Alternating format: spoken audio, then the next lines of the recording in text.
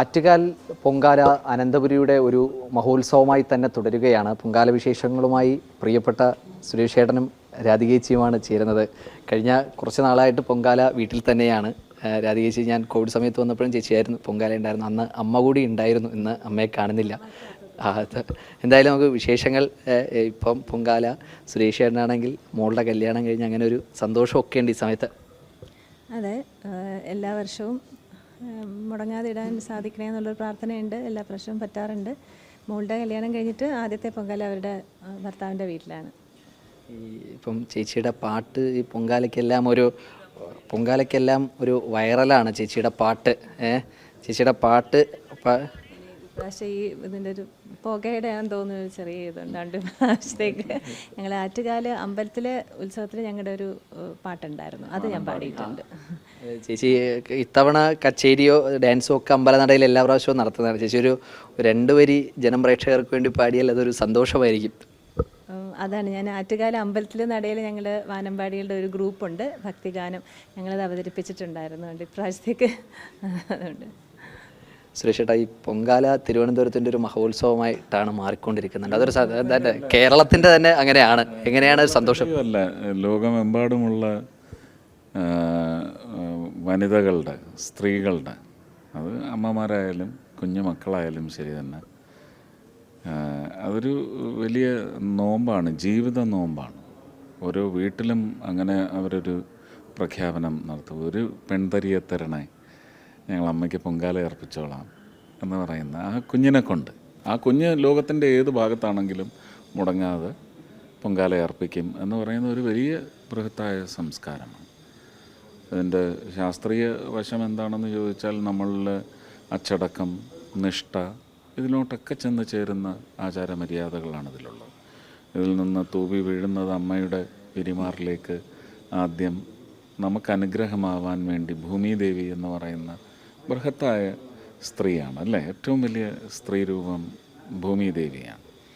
അപ്പോൾ അങ്ങനെ ഒരുപാട് മിത്തെന്നോ സയൻസെന്നോ ഒക്കെ വിളിക്കാവുന്ന ഒരുപാട് പ്രക്രിയകളുണ്ട്. എല്ലാം ശുദ്ധമായ ഹൃദയവികാരം എന്ന് പറയാവുന്ന വിശ്വാസ പ്രമാണങ്ങളിൽ ഊന്നിയ കാര്യങ്ങൾ മാത്രമാണ്. അത് എല്ലാ വർഷവും മുടങ്ങാതെ വീട്ടിൽ പെൺതരികളത് ചെയ്യുമ്പോൾ എനിക്ക് വന്ന് കൂടെ നിൽക്കാൻ സാധിക്കുന്നു എന്ന് പറയുന്നതും ഒരു സാധിക്കണം നമുക്കതിനല്ലേ. നമ്മുടെ കലണ്ടർ എന്ന് പറയുന്നത് നമ്മൾ ഫിക്സ് ചെയ്യുമ്പം ആറ്റുകാൽ പൊങ്കാലയും ഓണം പോലെ തന്നെ മാർക്ക് ചെയ്യും, വെഡിങ് ആനിവേഴ്സറി പോലും മാർക്ക് ചെയ്യും. പക്ഷേ വെഡിങ് ആനിവേഴ്സറിക്ക് പോലും പലപ്പോഴും വരാൻ പറ്റിയിട്ടില്ല, ബർത്ത്ഡേയ്സിന് വരാൻ പറ്റിയിട്ടില്ല. പക്ഷേ ആറ്റുകാൽ പൊങ്കാല അമ്മ അനുഗ്രഹിക്കുന്നതുകൊണ്ട് എല്ലാ വർഷവും എത്താൻ സാധിക്കുന്നുണ്ട്. അത് 90 മുതൽ, കല്യാണം കഴിച്ചത് 90 ഫെബ്രുവരി 8-ാം തീയതിയാണ്. ആ വർഷത്തെ ഒന്ന് ഇനി ക്ലോക്ക് എടുത്ത് നോക്കണം. അത് കഴിഞ്ഞായിരുന്നു ആറ്റുകാൽ പൊങ്കാല, കല്യാണം കഴിഞ്ഞിട്ടായിരുന്നു. അതുകൊണ്ട് എനിക്ക് തോന്നുന്നു 90 മുതൽ ആറ്റുകാൽ പൊങ്കാലയുമായിട്ട് ബന്ധപ്പെട്ട് ഞാൻ രാധികയുടെ കൂടെയുണ്ട്, വീട്ടിലുണ്ടാവും.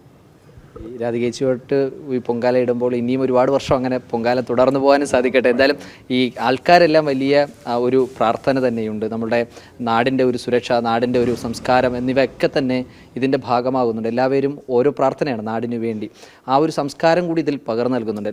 അതാണ് ഞാൻ പറഞ്ഞ, ഭൂമിയിലേക്ക് അമ്മയ്ക്ക് വേണ്ടി അർപ്പിച്ച പൊങ്കാലയുടെ ആദ്യത്തെ തുള്ളി എന്ന് പറയുന്നത് ഭൂമിയുടെ വിരിമാറിലാണ് പതിക്കുന്നത്.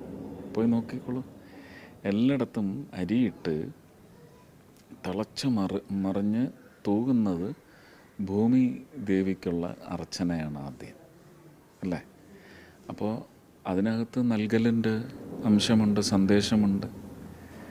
ഇത് അഭിവൃദ്ധി എന്ന് പറയുമ്പോൾ ലോകത്തിന് മുഴുവൻ സമാധാനാന്തരീക്ഷം, ലോകത്തിൻ്റെ വളർച്ച, അഭിവൃദ്ധിയുടെ ദിക്കിലേക്ക് എന്നൊക്കെ പറയുന്ന പ്രാർത്ഥനയുണ്ട്. ഇതിന് നമുക്കൊരു വ്യാഖ്യാനം നടത്തി ഇന്നത് എന്ന് പറഞ്ഞ് ഒതുക്കി നിർത്താനൊക്കത്തില്ല. ഇതിന് നിരവധിയായ അഗാധമായ ഒരുപാട് വ്യാഖ്യാനങ്ങളുണ്ട്.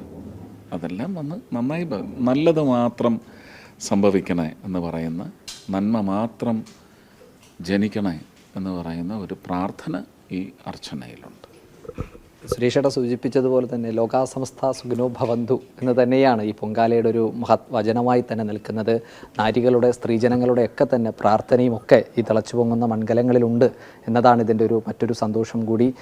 പൊങ്കാല വിശേഷം പങ്കുവച്ചത് പ്രിയപ്പെട്ട സുരേഷേട്ടനും രാധികേച്ചിയുമാണ്.